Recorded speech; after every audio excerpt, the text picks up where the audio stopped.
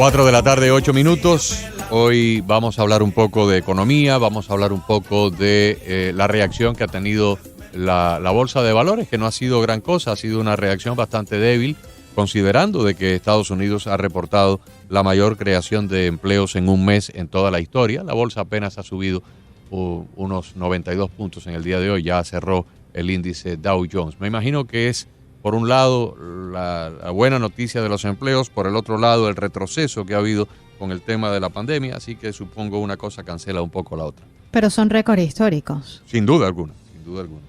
Sin duda alguna, y es, o sea, mucha de la gente que quedó ya desempleada en los meses de marzo y abril ya ha regresado a su trabajo y se ha visto entre la creación de empleos de mayo, que fueron 2.300.000, y los 4.8 de ahora, estamos hablando de 7 millones y pico de personas que ya han vuelto a sus puestos laborales. Se crearon 4.8 millones de empleos en junio. La tasa de desempleo de los Estados Unidos cayó al 11.1% en el pasado mes, o sea, el mes de junio. Una mejoría significativa del 13.3% de mayo y 14.7% en abril. El desempleo entre los afroamericanos e hispanos también disminuyó. Específicamente, el desempleo hispano disminuyó 3.1 puntos del 17.16% al 14.5%. Bueno, vamos a hablar con alguien que nos ha ayudado muchísimo cada más o menos 2 semanas desde que comenzó esta pandemia a mediados del mes de marzo. Leonardo Buniac, economista y calificador de riesgo bancario. Leonardo, bienvenido una vez más, ¿cómo estás? Buenas tardes, Agustín, Karine, ¿cómo están? Un saludo a todos los radioescuchas allá en Miami y todos los estados donde ustedes llegan, ¿no?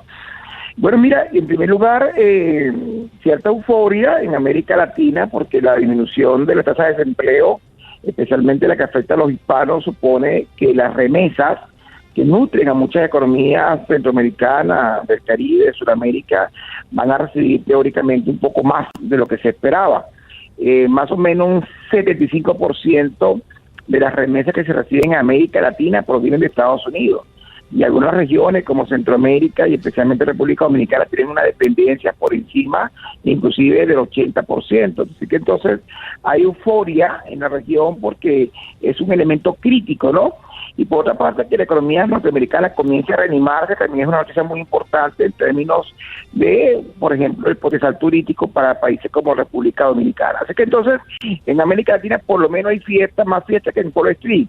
Pero en todo caso, es una gran noticia, ciertamente se esperaba. Yo estoy impresionado porque un poco las expectativas eran que más o menos se recuperara un poco más de 2.4, 2.5 millones de empleo en el mes de junio. Es una sorpresa que sean 4.8 millones de nuevos empleos, en que estamos hablando de un 22% de los 22 millones que se perdieron entre marzo y abril.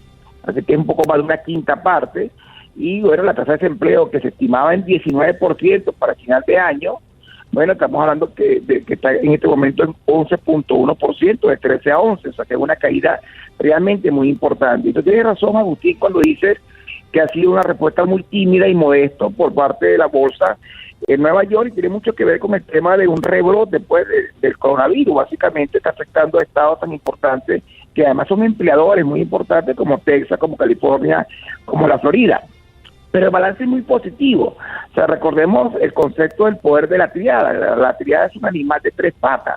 Y cuando hablamos de la economía mundial, que son 86 trillones de dólares, 70% de eso está concentrado en esa triada que tiene 3 patas. Una es Estados Unidos, que representa el 25% del PIB mundial, con 21,5 millones con 21,5 trillones de dólares. Hablamos de Europa, que más o menos representa un 22%, y por otra parte los famosos BRIC, Brasil, Rusia, China y Sudáfrica, más o menos con un 25% también. Todo eso suma 70% aproximadamente.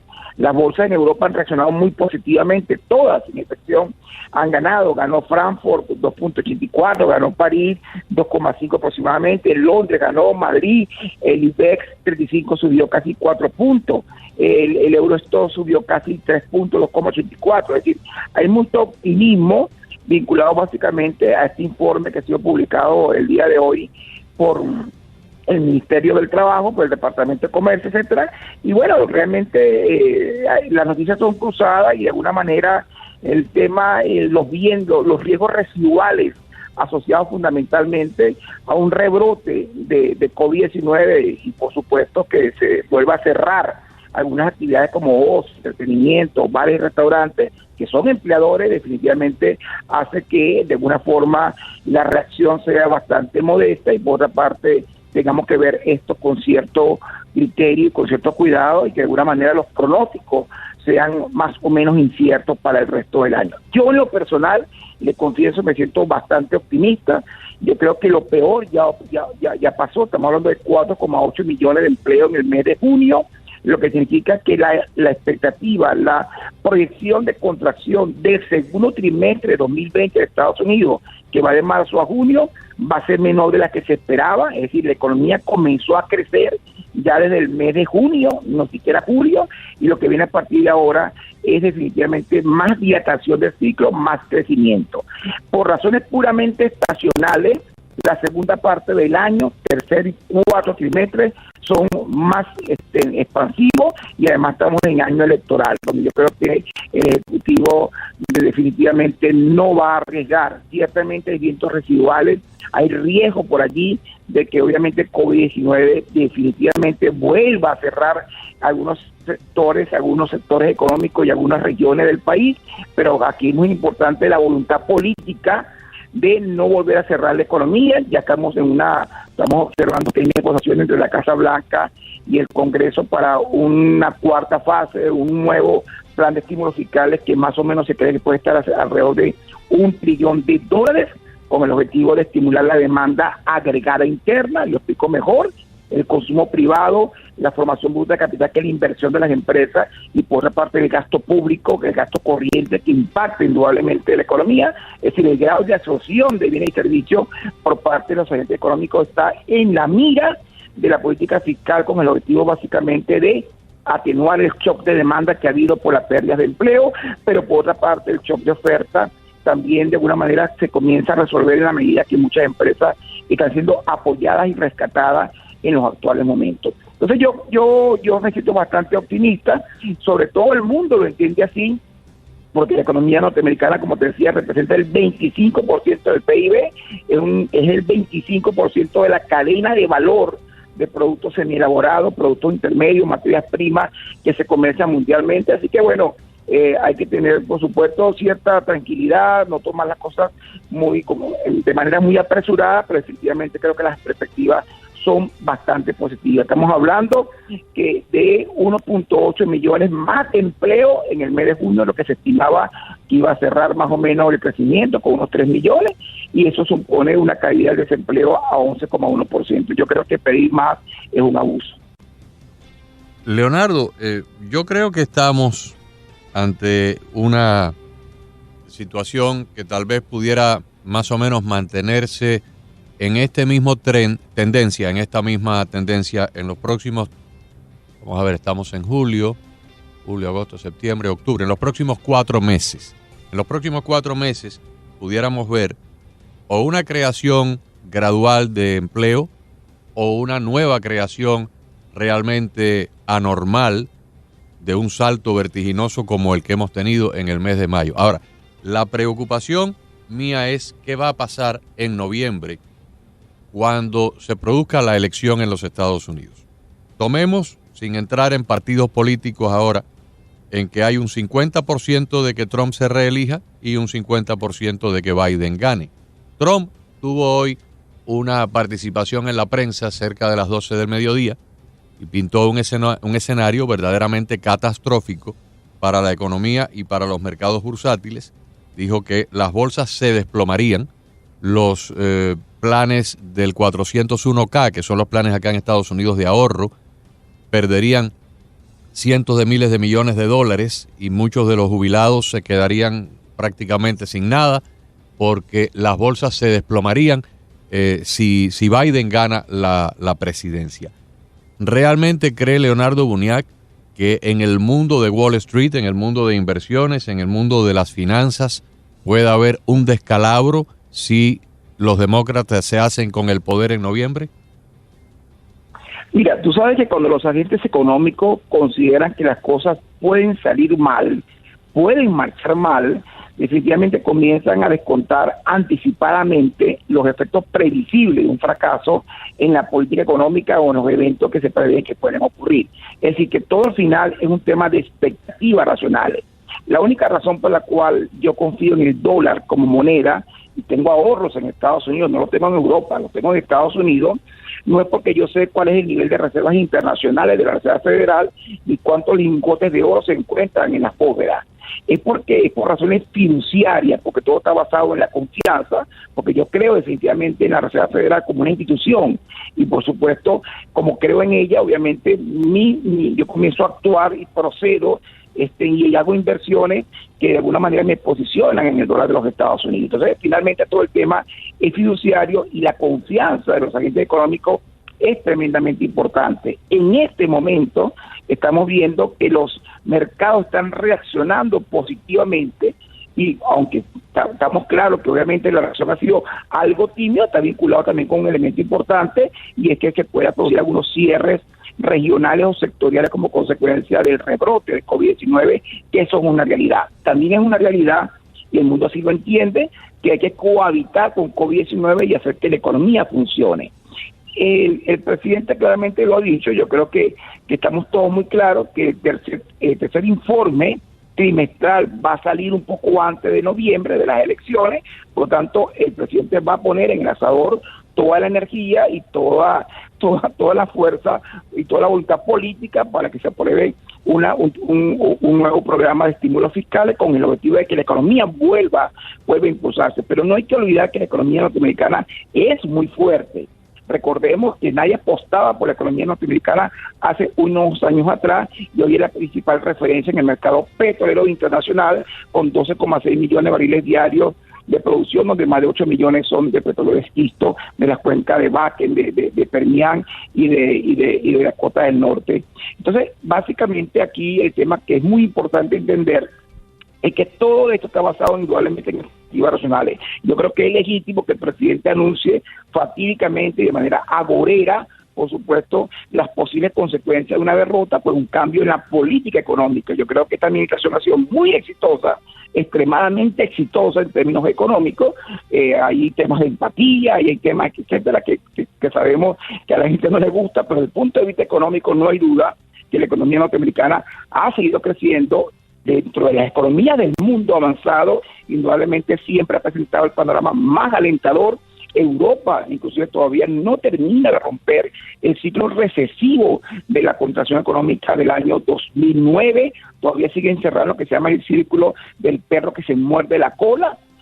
Alemania, que es el motor económico de Europa, todavía no presenta indicadores muy importantes de crecimiento, ahora es que lo está presentando en este momento, y bueno, y los piques, los famosos Portugal, Islandia, Italia, Grecia, España, aún todavía no terminan de remontar.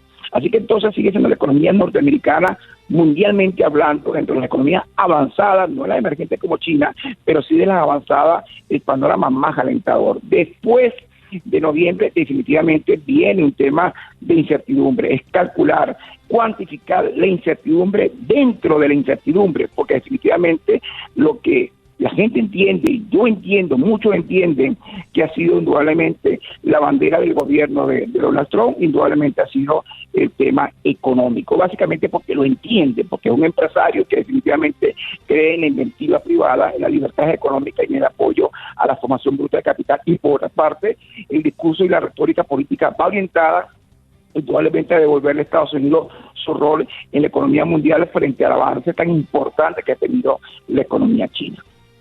Muy bien. Leonardo, realmente es un gusto conversar con usted, sobre todo conversamos en el mes de marzo y abril, en los días en que parecía que íbamos a ser aplastados por el tsunami. Y de un día para otro nos dijeron que habían 40 millones de personas que habían perdido los empleos y realmente aquello era espantoso.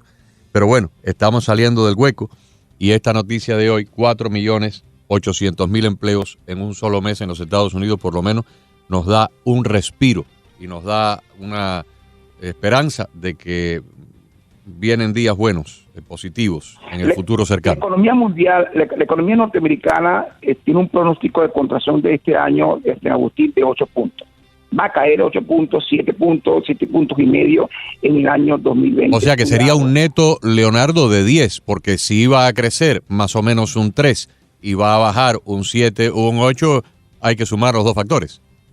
Claro, no suma aritméticamente, pero es más o menos así, ¿de acuerdo? O sea, un retroceso de cerca de un 10%, como tenía un 3 de proyección de crecimiento, se queda con un 7 negativo.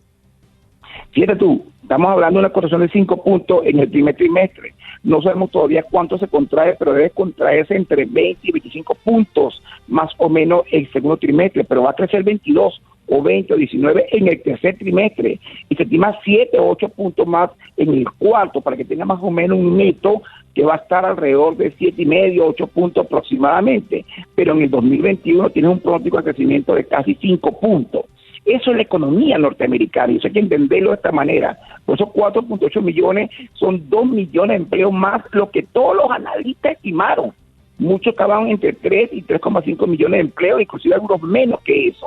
Cerró en 4.8 millones. Eso es la economía norteamericana. Hoy la primera referencia de la economía mundial. Eso hay que entenderlo y hay que decirlo claramente. Por supuesto, tiene la holgura fiscal, la capacidad económica, y por otra parte tiene la Reserva Federal, que sigue inyectando, es una inyección monetaria para empujar la economía norteamericana. Otra cosa importante que me gustaría comentar, Agustín, si tengo el tiempo.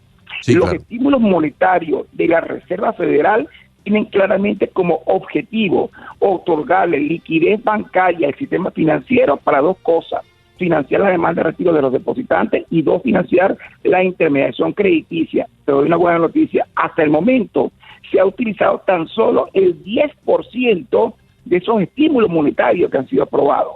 Por lo tanto, hay mucha holgura para que la economía norteamericana, indudablemente, por el lado financiero, goce de la liquidez, y las empresas gocen del capital de trabajo y de tesorería para poder soportar una posible, un posible cierre temporal de algunos sectores o algunas regiones del país. Eso es la economía norteamericana. Por lo tanto, yo no que sea un optimista sin remedio, pero definitivamente hay razones para ser optimista en el tercero y cuarto trimestre del año. Sin duda, después de noviembre viene el ejercicio de cuantificar la incertidumbre dentro de la incertidumbre. Porque, como te digo yo, la mejor bandera, indudablemente, de esta administración de Estados Unidos, indudablemente ha sido el terreno económico. Ahí yo creo que las cosas se han hecho relativamente bien. Perfecto. Muchísimas gracias nuevamente. Volveremos a conversar dentro de un par de semanas, a ver cómo están las cosas para ese entonces. Siempre a tu orden, ¿no? Cariño. Gracias, Leonardo. Gracias. Chao, cariño. Chao, un abrazo. Leonardo Buniac, economista y calificador de riesgo bancario.